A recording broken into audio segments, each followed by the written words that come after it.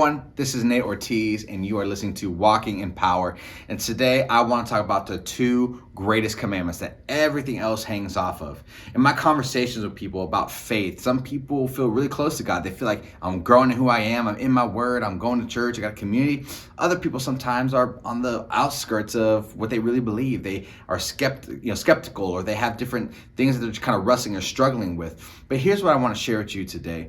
If you look at the scriptures, it's one of the things that I really just try to simplify when I think about the faith and what it really means for me and maybe for you out there who are listening. But the Bible talks about that we can do religious things, religious activities, saying, hey, I'm close to God because I do these things and because I follow his word. And that's great and that's true, but there has to be an element of what takes place in our heart. And when what takes place in our heart really grabs roots, it'll begin to flow to other parts of our lives. The Bible talks about that the two greatest commandments are to love the Lord your God with all your heart, soul, and mind. And the other one is to love your neighbor as yourself. So I want to talk about when you think about loving God with everything that you got, everything who you are.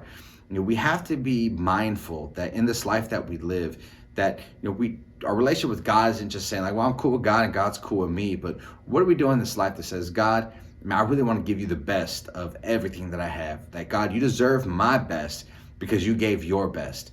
And we give our best to many different things in life. We give our best to opportunities. We give our best to our jobs, right? And we should. But the baseline of it is, why do we give our best to these things, to our family and to other things, is simply because God has given his best to us. And so we say, Father, as to show our sense of understanding of that, we give our best back to you. So what you entrust to us, we give you our very best to it, and not just our second rate, or we give our best to the things that we're passionate about. And then if other things benefit from it, that's great.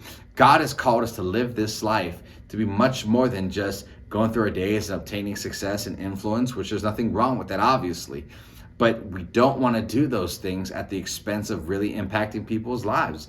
To really say, listen, I live this life because God has done so much for me. That's where I try to live my life. That's where I think every believer should try to live their life. That place of gratitude, the place of saying, I'm thankful for what God has done in my life. And for that, I love him and I give him my very best. I love my heart, soul, and mind. Not just part of me, not just some aspects of my life, but the whole thing. And so when you read the scriptures, you'll find out what that love looks like towards God. That you can live in this place of saying, God, you have oversight of my finances. You have control over my family. You have control over these different things. And I will give you my best in all those areas, even when it doesn't turn out the way like I feel it should. So to be in that place. So how do you grow in your love for God? How do you grow in that place? I think the first thing you really have to do is to really say, all right, who can I get around me that can encourage me to grow in my faith? Sometimes we feel like if we're hanging around people, right, we think in business mindset, right, they say you hang around 5 millionaires, you'll be the next one. And the same thing with your faith. If you hang around people who are truly trying to live it out and walk it out according to the scriptures, you're going to grow in that area too. And when you grow in those areas, when you understand the scriptures, when you understand to follow God, your heart's going to grow towards God because you're spending time with God. You're spending God with people around you who are pursuing the same thing. And so when you think about that, think about this. Who are the people that you're hanging with? Do they have the same spiritual intentions to grow in their faith that you do? Or are they just nominal? Sometimes I'm serving God, sometimes I'm not. But are they people saying, listen, I'm about it. I'm really about trying to love God with everything I got. And so think about who's around you. Think about what your relationship with God looks like. How do you spend time with God? How do you talk with God? How do you pray with God? You don't need to have all the religious words that feel just right, but you need to say what's genuine and authentic to God. That I give him the good stuff in my life, that I give him the difficult things in my life, but whatever it is, I'm giving God my very best. So the second thing, right, that it talks about in the greatest commandments that everything else hangs off of is to love your neighbor as yourself. I say it all the time, but we have to learn how to truly be at peace within ourselves. Actually, that's the only peace that God can give. That no matter where we are in the world, no matter what's going on in our life, do we have this real peace that transcends just what's going on in this world? Or do we always just look through the lens of saying, how does this affect me? How does this impact my life? How does this impact everyone else? Or how does this impact just the very areas of my life? Versus saying, God, help me to care for people like I care for myself.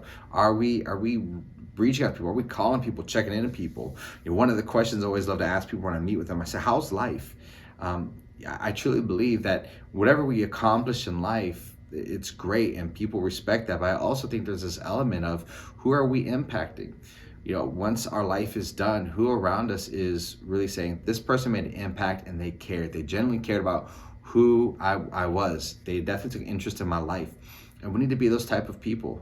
We need to be the people who care for people, who are looking and saying, hey, in my community, there's needs, or I'm helping people that are less fortunate, not because it makes ourselves feel better, because it's what God has called us to do. That if we can learn how to truly impact people around us, then man, that just makes us more and more like Christ.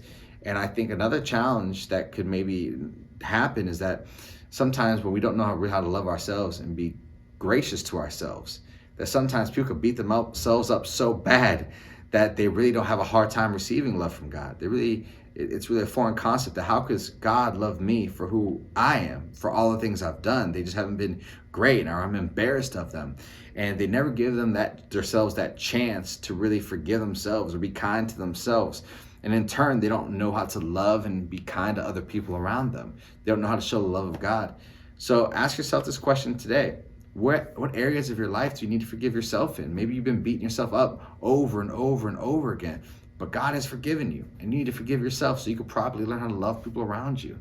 Holding on to bitterness and anger and just jealousy, that there's no life in that. It just rots you from the inside out. So when you think about your faith, when you think about, man, what do I need to focus on? Focus on those two. Love the Lord God with all your heart, soul, and mind, and love your neighbor as yourself. I believe it brings perspective. I believe it brings life and joy to you. Initially, it won't feel like that, but that's the place that I feel like we really find the contentment in the struggles and the challenges and the obstacles. But we also find this level of peace as well. And so I encourage you, spend time in the Word, spend time praying, spend time talking to other people, encouraging your faith. Just don't be around people who are bringing you down or putting you in a different path that's opposite of what the Word of God is saying. Be a person that is about growing yourself spiritually. That takes time, it takes effort, but most importantly, I think it takes a great level of faith in God and who He is, to trust Him in all circumstances.